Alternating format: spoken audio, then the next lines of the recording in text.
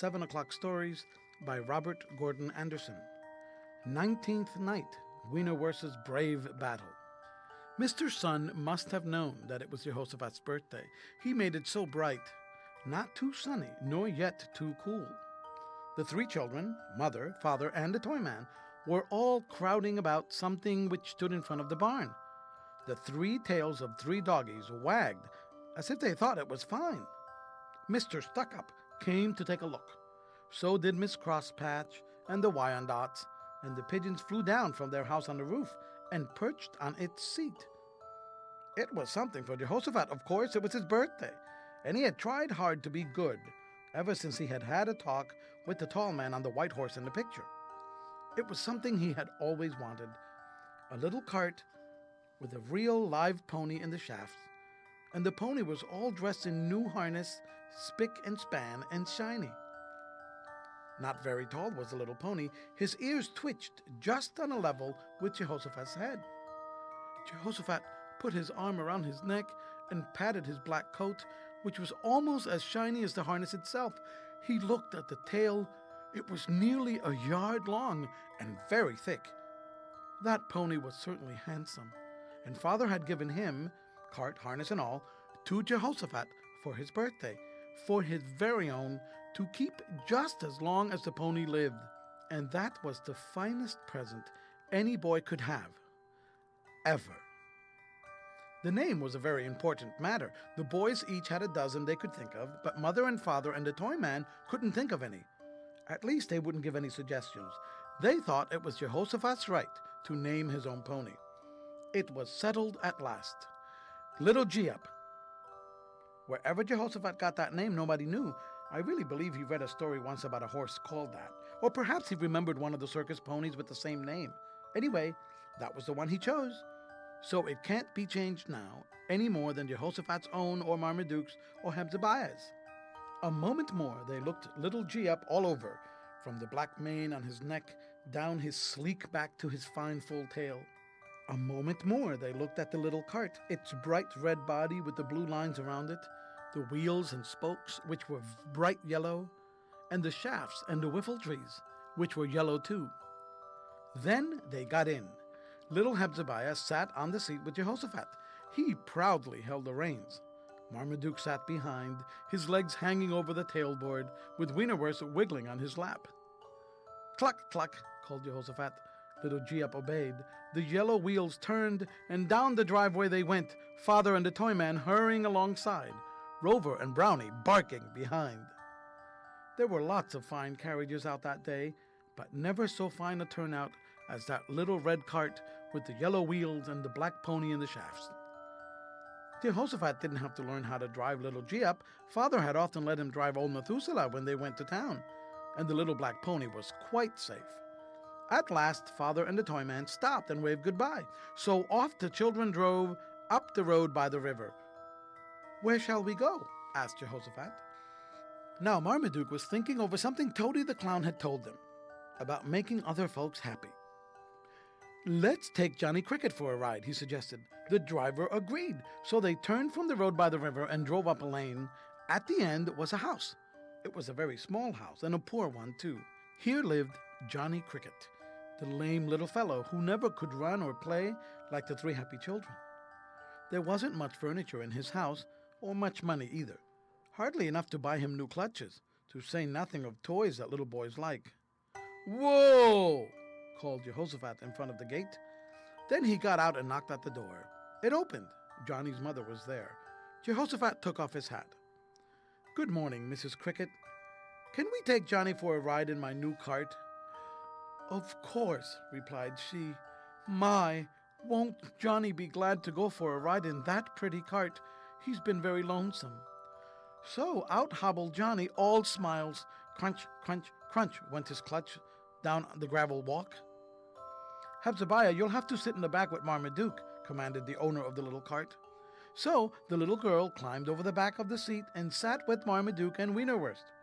And they helped Johnny in carefully, and off they drove up the lane, enjoying the woods and the nice warm sun.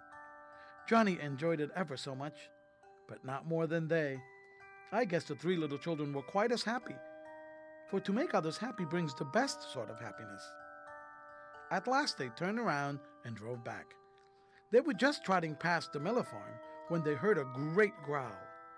Over the fields with great leaps, a big dog was running. Now, Jake Miller's dog, Prowler, was the worst dog in the neighborhood. Often, the three children had heard Father say he ought to be shot.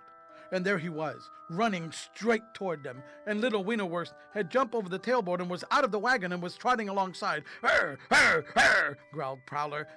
He had almost reached the gate. He was long and big and really looked more like a savage animal than a dog. Pieces of chain hung from his neck and dragged alongside the earth as he ran. He must have broken away from his kennel. Through the gate he bounded, then stopped still and growled in suspicion. "Out, out, out," he seemed to be saying. He thought they had no right in front of his house, not even when they were driving on the road, which was free to all. The three happy children and little G-Ups didn't like the looks of things very much. "Here, Wienerwurst, come here," called Marmaduke. He wanted his little dog to jump back in the wagon and be safe. But Wienerwurst was no coward. Besides, he was a friendly little fellow and liked to be polite to everybody, dogs and people too, even if sometimes he did chase the pretty pink pigeons and the white Wyandottes. But that was just in fun, of course. So he stood still and looked at the big bad dog and wagged his tail in a friendly way and smiled. But that big bad dog, Prowler, didn't appreciate that at all. He opened his big jaws and showed his teeth and gave a deep growl. "Out! Out! Out!" he repeated. And then Wienerwurst gave his tail a wag and advanced a step or two. Quick as lightning, Prowler jumped at him. Wienerwurst didn't run, yet he was so little and the other dog was so big, and his ear hurt too where the other dog bit him. The big dog was jumping at him again and again and biting him too.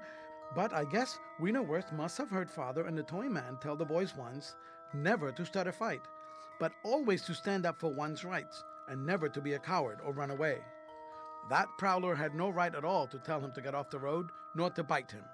And so, though he was only a yellow dog and small and weak, Wienerwurst barked bravely and tried his best to fight off the big dog.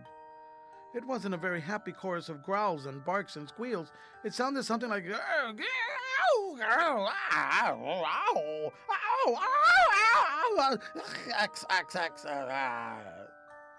Jehoshaphat pulled on the reins. "He must stop that," says he. "Hebzebiah, you sit here." Out he jumped, but his brother was ahead of him, for Marmaduke loved Wienerwurst even more than they did.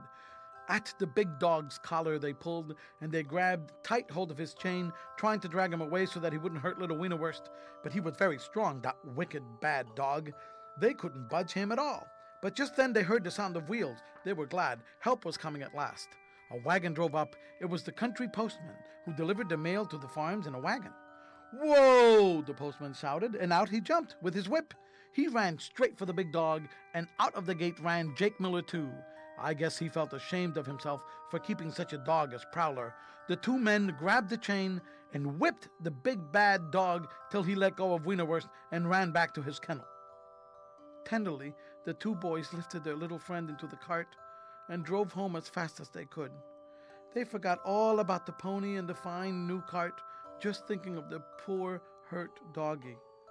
Mother and the toy man brought water in a basin, and the toy man poured something from a bottle, which colored the water all dark. With a little clean rag, he washed out the cuts on Wienerwurst's face and the back of his neck.